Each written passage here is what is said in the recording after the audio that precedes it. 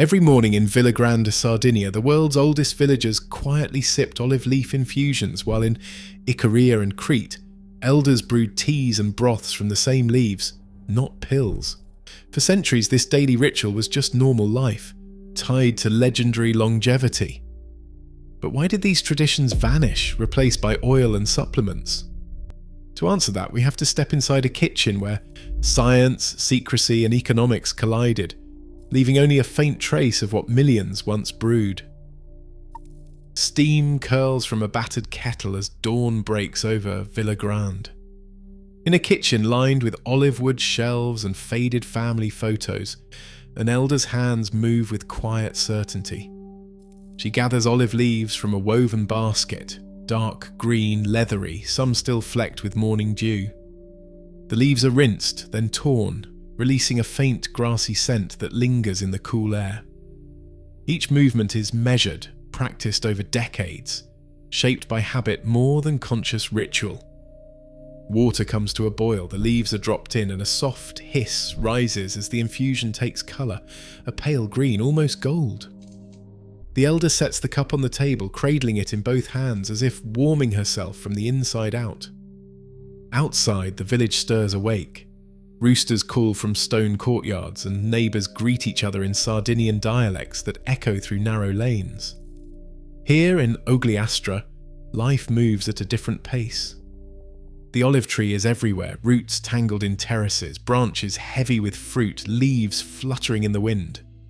Some trees have stood for centuries, outliving wars, droughts, and the slow creep of modernity. Locals call them immortal. In these hills, the average life stretches far past 90.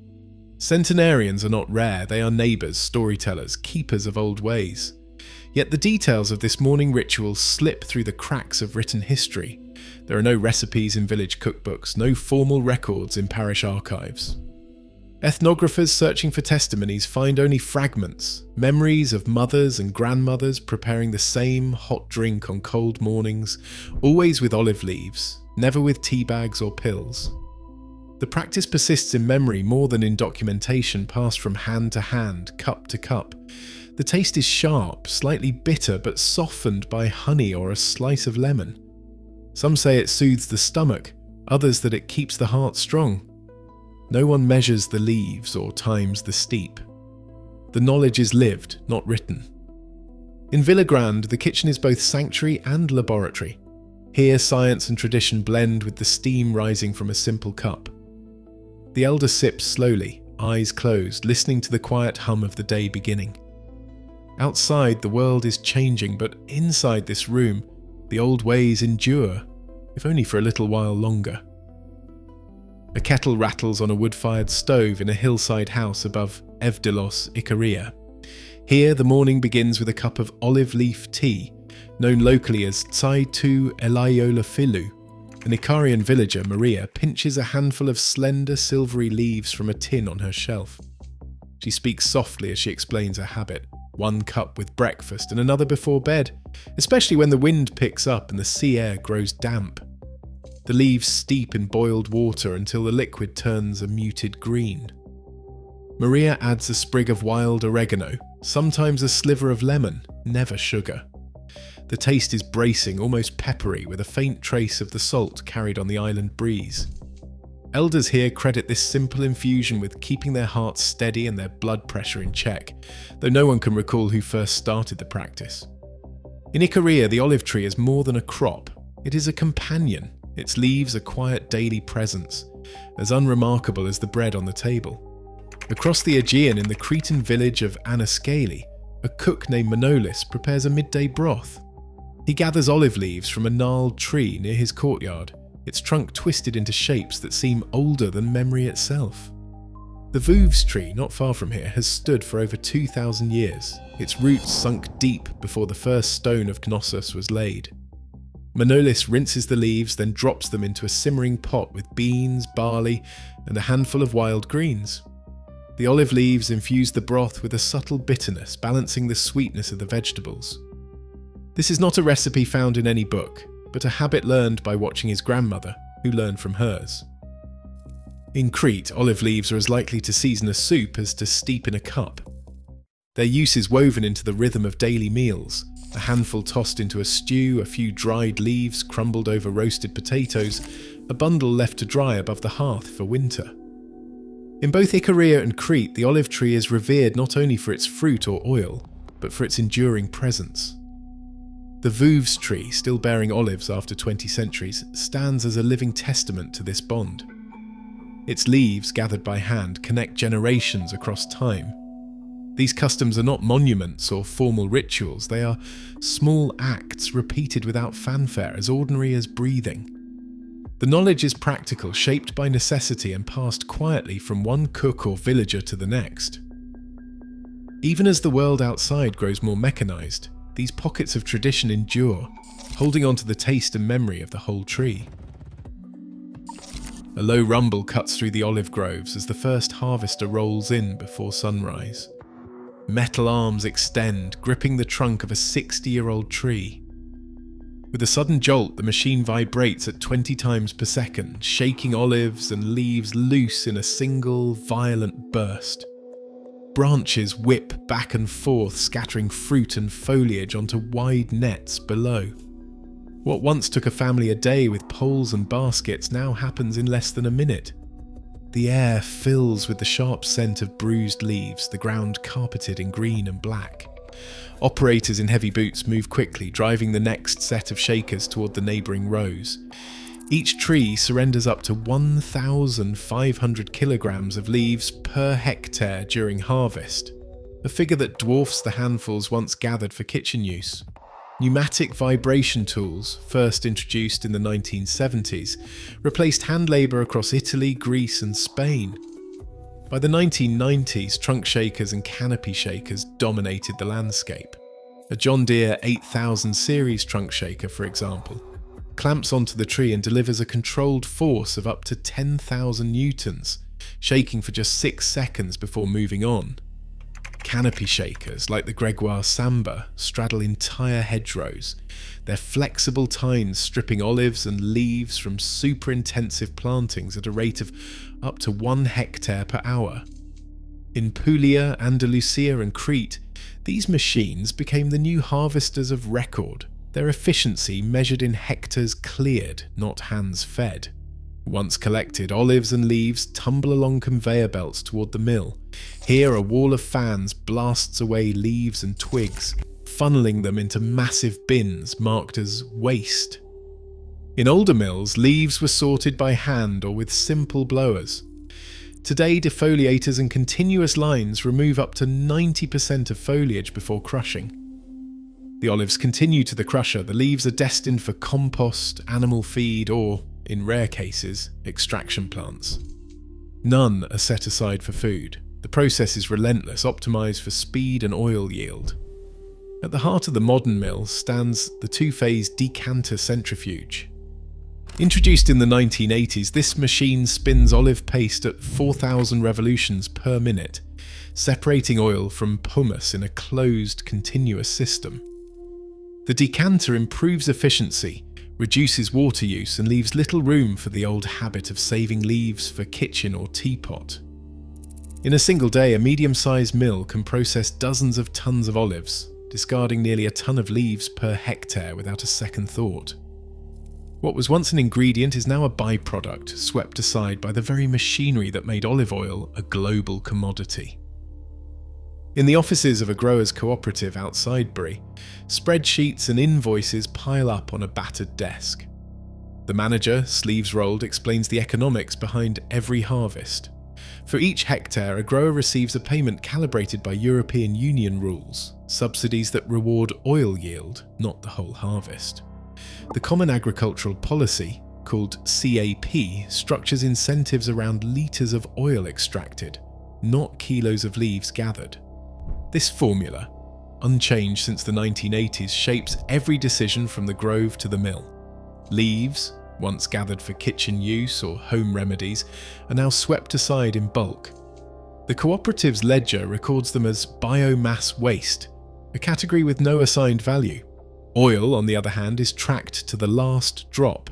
Export quotas, quality bonuses and promotion funds, over €200 million in 2026 alone, flow toward oil production. The leaves, stripped by machines and separated by defoliators, are loaded into trucks for compost or burned for energy. No payment changes hands for these tons of foliage. Price spreads reinforce the pattern.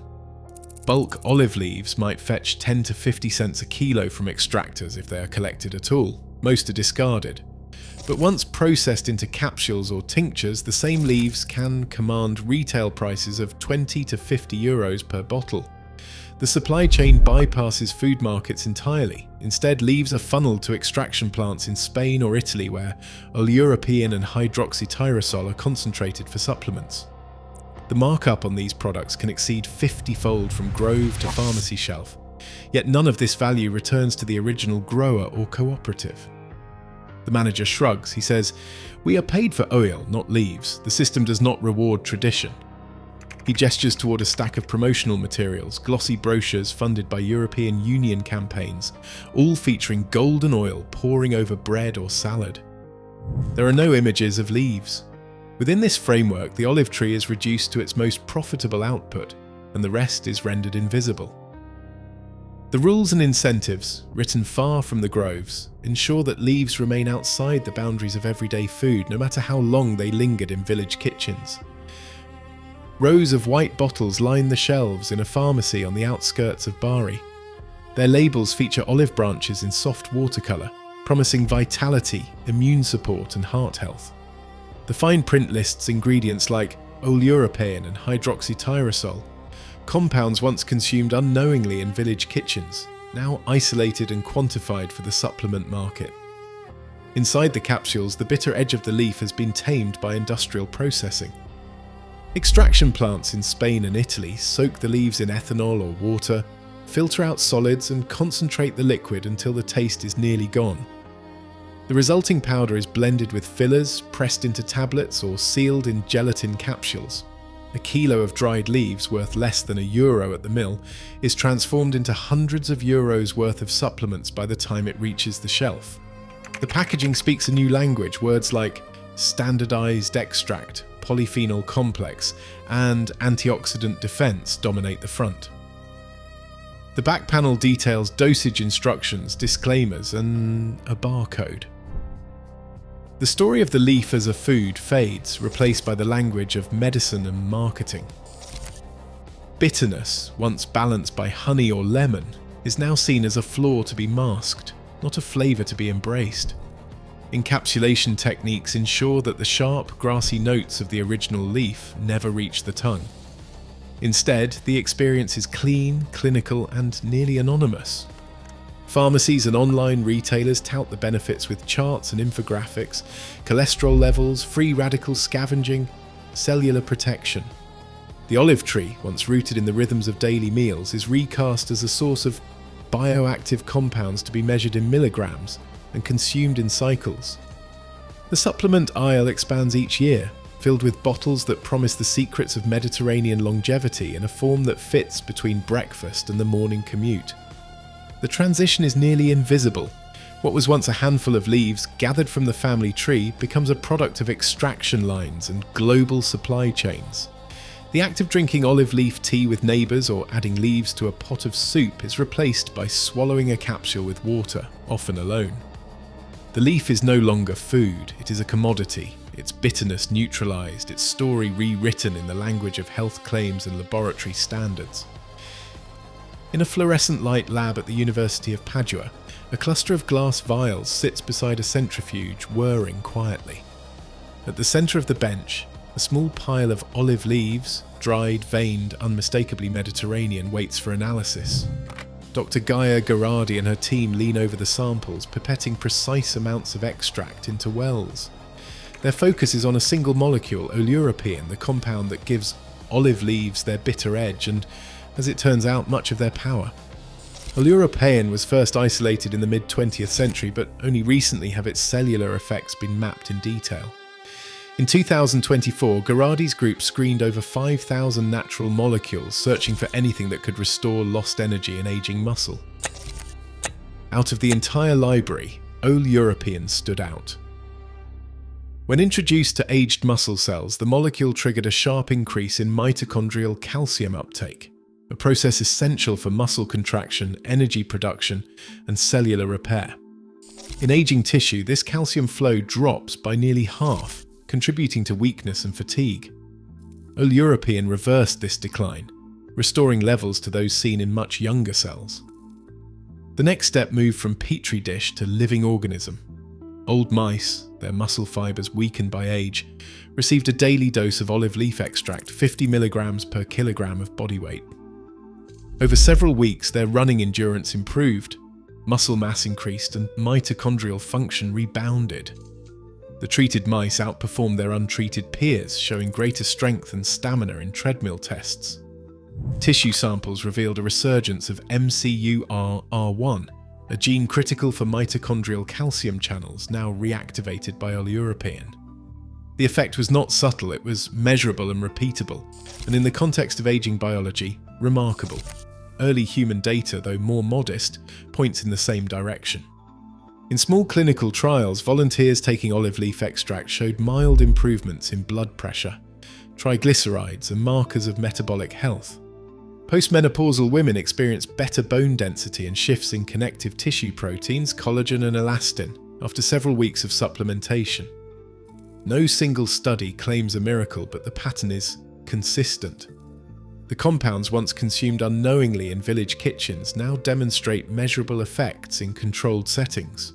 Hydroxytyrosol, another key molecule found in olive leaves, adds to the picture. Known for its antioxidant and anti-inflammatory properties, it works alongside European to protect cells from stress and damage. Together, these compounds provide a mechanistic explanation for the resilience observed in Mediterranean elders, a link between tradition and modern science that is no longer just anecdotal. The leaf, discarded by the ton in modern mills, turns out to be a reservoir of bioactivity, its secrets only now being confirmed by the language of the lab. Today, olive leaves are mostly discarded by the ton, while their bioactive compounds now headline medical journals. As lifestyle diseases surge globally, the wisdom quietly practiced in Mediterranean hillsides faces erasure by economics and policy.